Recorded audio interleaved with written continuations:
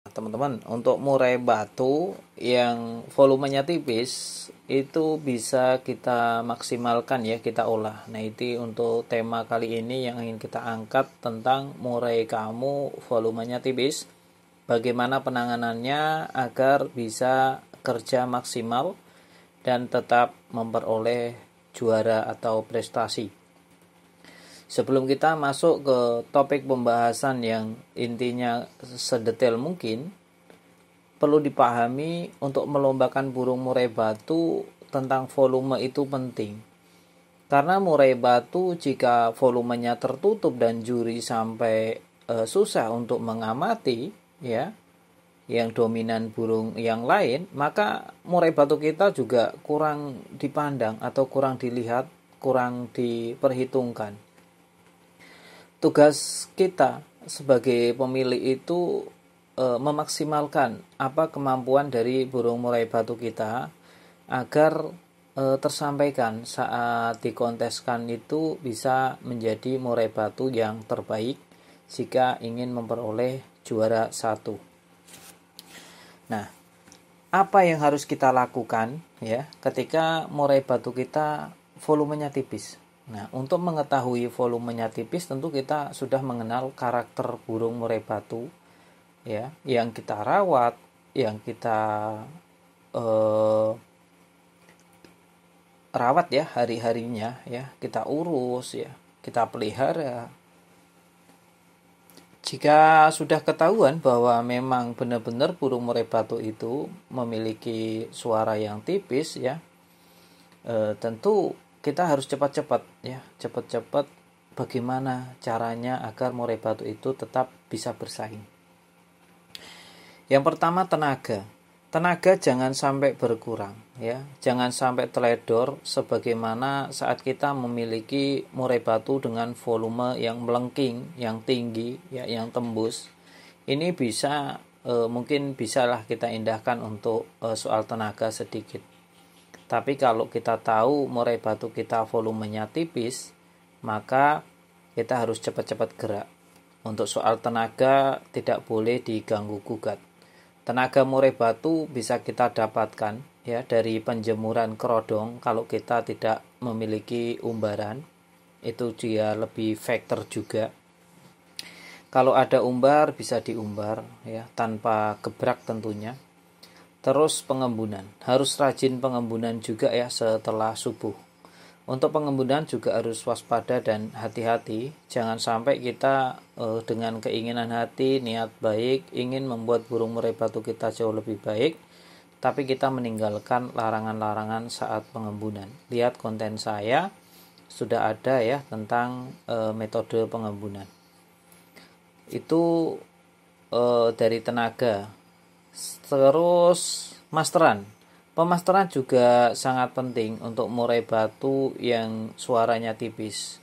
Teman-teman bisa memasteri 1 bulan hanya 2 burung saja dengan burung kecil-kecil saja. Karena di sini yang ingin kita olah, kita mainkan adalah main durasi ya, agar dipertimbangkan karena satu murai batu kita itu volumenya tipis. Kalau bunyinya hanya sesekali saja atau sesekali pukulan, 2 pukulan itu kurang diperhatikan oleh juri takutnya. Tapi kalau kita mainnya durasi, karena untuk murai batu dengan burung kecil itu lebih mudah ya untuk ditirukan oleh burung murai batu kita. Nah, perlu dicatat teman-teman ya, itu perlu dicatat dan garis bawahi. Untuk pemasteran 1 burung 2 minggu nonstop, nanti 2 minggu kemudian 1 burung lagi. Agar murai batu kita bisa maksimal dalam menyerap masteran tadi, serta untuk meningkatkan daya faktor ya, pengiritan volume agar tidak terganggu. Untuk melombakan cukup sebulan sekali saja. Agar apa? Agar tenaganya tidak terganggu sama faktornya, karena agar fokus untuk di suara dan durasi kita main di situ. Kalau tidak seperti itu, kita akan kewalahan untuk mengejar murai batu yang cerdas, murai batu yang memiliki suara tinggi ya, tembus. Nah, itu nanti susah kalau kita tidak mengakali di sisi lain. Kita boleh kalah di sisi volume, tapi kita tidak boleh kalah di strategi. Terus saat di lapangan teman-teman pilih nomor di pinggir, ya. Pilih nomor di pinggir agar murai batunya itu lebih kepantau dan terlihat oleh juri. Karena kalau di tengah, murai batu kita bisa tertutup dengan suara yang lain. Kalau di pinggir, ya, itu kemungkinan besar pasti terpantau dan terdengar. Jadi lebih enaknya untuk murai batu dengan suara tipis, taruhlah di pinggir. Nah, perlu dicatat juga teman-teman, dalam pemberian tenaga, terus pengondisian burung dalam 1 bulan, terus pemasteran yang burung kecil, serta nomor penggantangan di pinggir. Nah, ini adalah strategi yang kita kelola agar murai batu kita bisa berprestasi. Sayang sekali ketika kita melombakan burung murai batu hanya sekedar melombakan tanpa strategi. Yang ada hanya berangkat dan zong ya. Yang ada kalau kita terus-terusan kondangan, kita juga nanti malah kurang harmonis dalam rumah tangga. Hanya teman-teman yang sering kondangan yang tahu dan merasakan, ya. Jadi perlu dicatat, kita melombakan burung murai batu kalau memang hobi, maka ya apa salahnya hobi yang menghasilkan, ya. Minimal kalau sebulan sekali prestasi dan berangkatnya juga 1 bulan sekali, maka hasil dari prestasi tadi bisa buat beli pakan burungnya, ya, dan nomor gantangan untuk lomba berikutnya di bulan yang akan datang. Nah, itu perlu dicatat teman-teman. Mudah-mudahan burungnya pada moncer kalau kita bisa mengenal karakternya, terus kita paham dan kita bisa mengendalikan ego ambisi kita untuk tidak melombakan setiap saat, setiap waktu.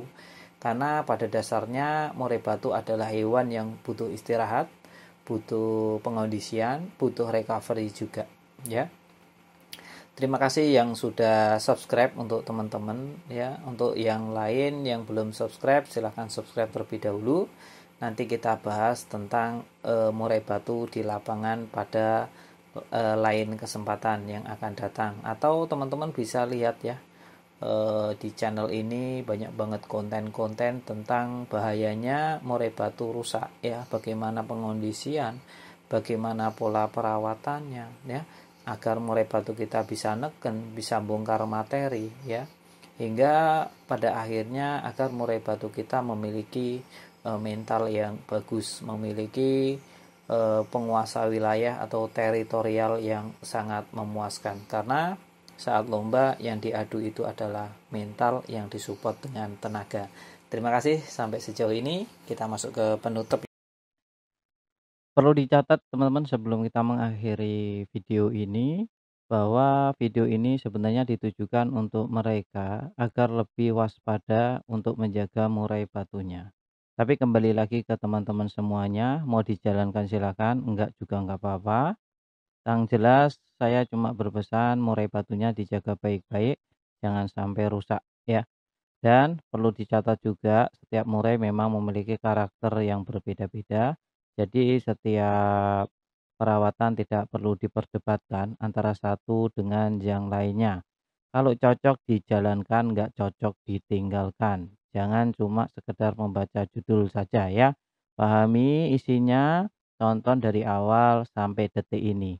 Bagi teman-teman yang menonton sampai detik akhir ini, saya kira tidak akan ada perdebatan lagi di kolom komentar.